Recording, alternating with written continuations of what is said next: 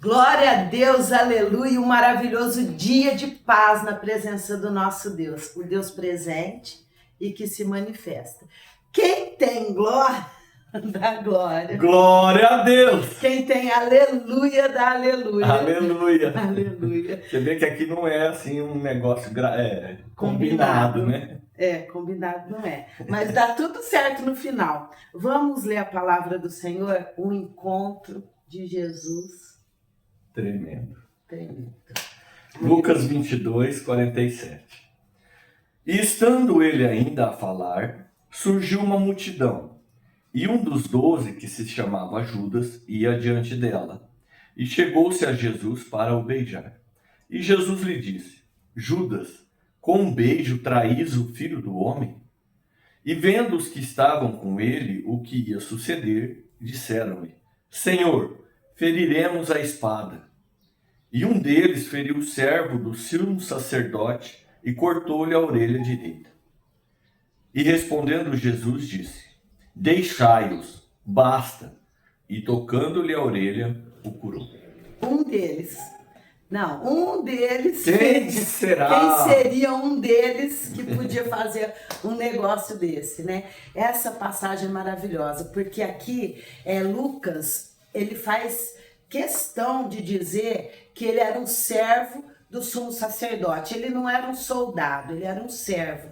E para estar nessa condição de servos, eles dedicavam pelo menos 8 anos de estudo ininterrupto para poder se tornar um sumo sacerdote. Eles estudavam muito para se tornar um sumo sacerdote. Na ocasião, como servo, ele já tinha qualificação até para substituir o sumo sacerdote em alguma necessidade que tivesse. Ele poderia substituir. Tamanha importância que ele já exercia. Né?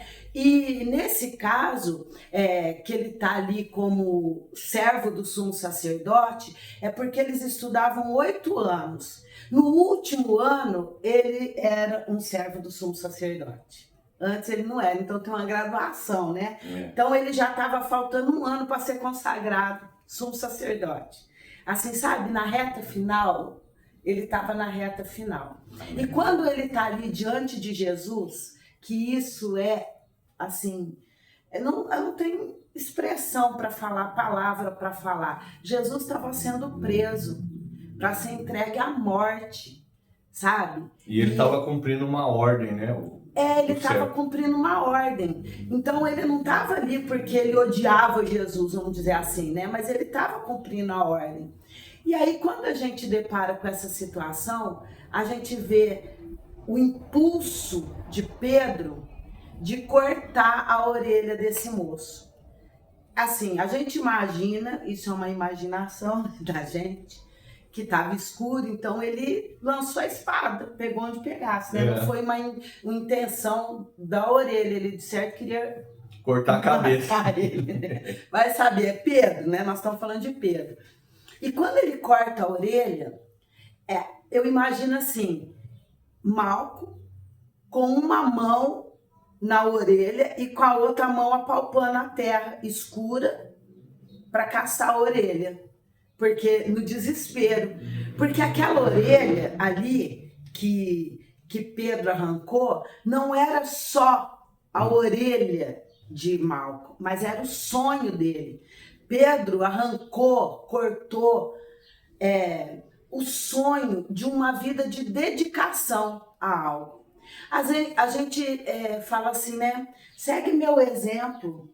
Às vezes, né? Porque a gente é espelho, então as pessoas vê e falam assim, você pode seguir meu exemplo, porque eu estou servindo a Jesus. Pedro estava servindo a Jesus. Ele caminhou com Jesus durante todo esse tempo. E nesse impulso, Pedro simplesmente lança a mão da espada e fere o moço, Malco. Então, aquele momento não foi só a orelha, mas foi o tempo de estudo, a dedicação daquele homem, o sonho daquele homem sendo cortado.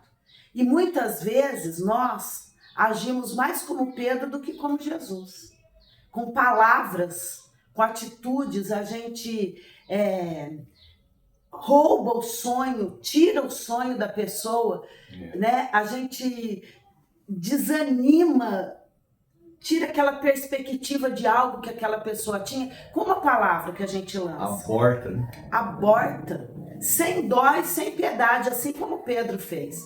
Pedro achou que estava fazendo até certo, né? A gente arranca a orelha do Estou defendendo Jesus. Estou defendendo Jesus, mas não foi isso que ele fez. Ele simplesmente arrancou o sonho daquele homem, que já estava na reta final. A gente precisa pensar bem nisso. As nossas palavras ferem, machucam, causam dano para pessoas.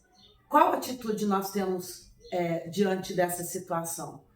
Jesus, por sua vez, estava sendo entregue à morte. Ele restaurou o sonho daquele homem. Devolveu para aquele homem o sonho. Porque no estudo, era assim, eles estudavam 8 anos. E aí tinha os requisitos, eles não podiam ter nenhum tipo de deficiência física. Então ele já não ia mais. Mas além disso, eles molhavam com o sangue do sacrifício do cordeiro na hora que eles fossem da consagração, eles molhavam a ponta do dedo direito daquele que seria o sumo sacerdote, para que ele vivesse integralmente a lei do Senhor. Eles passavam o sangue na ponta do dedo direito do pé, para que ele caminhasse o caminho do Senhor, caminho reto do Senhor, e molhavam a ponta o sangue na ponta da orelha direita, para que ele só ouvisse a voz do Senhor. Então Pedro destruiu completamente o sonho daquele homem.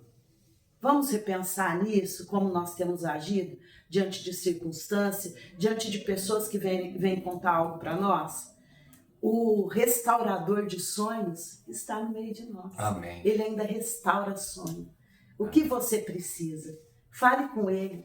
Jesus vive, ele reina absoluto e ele pode restaurar o seu sonho. Amém, igreja? Vamos orar? Amém. Deus, ele é fiel. Amém. Vendo aquela situação, aquela ação de Pedro, conhecendo, né, a lei, porque Jesus era conhecedor da lei, sabia o que significava aquela orelha na vida daquele homem, né? E apesar dele estar indo lá para prender Jesus restaura, restabelece, né, o sonho daquele homem. E esse é o nosso Deus. É um amor incondicional, um amor que a gente não consegue entender, mas é um amor que ele nos dá, né? Porque Deus amou o mundo, que deu seu Filho, né, para morrer no meu e no seu lugar. Aleluia. Vamos orar glorificando o nome desse Deus. Senhor, nosso Deus e nosso Pai, nesta manhã nós glorificamos o teu nome por essa tua palavra, que tu és um Deus que restaura, que restabelece e que realiza sonhos. Aleluia. Nós colocamos a nossa vida diante do Senhor nesta manhã, declarando que nós cremos que aquilo que o Senhor sonhou para nós, que está estabelecido no nosso coração, na nossa vida, o Senhor tem poder para restabelecer e para fazer acontecer. Então, Senhor, nós oramos nesta manhã pedindo que o Senhor visite a cada um daqueles que estão assistindo esse vídeo. E que pelo poder do teu Espírito, o Senhor convença de que o Senhor tem poder para realizar sonhos, para restabelecer e para restaurar. Nós oramos, Senhor, nesta manhã, agradecidos no precioso nome de Jesus, seu Filho amado. Por isso falei, tudo é possível que crê. Se Deus é por nós, quem será contra nós? Agindo Deus, quem impedirá? Quem impedirá o agir de Deus na nossa vida? Deus ainda realiza sonho. Amém, igreja?